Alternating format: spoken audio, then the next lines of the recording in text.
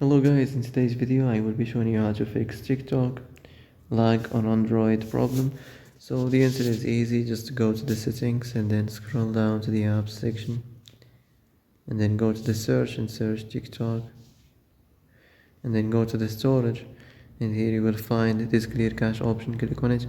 Now you can go check it if it worked, and if it didn't you can try to restart your phone or turn the Wi-Fi off and on, or the Bluetooth or the airplane mode.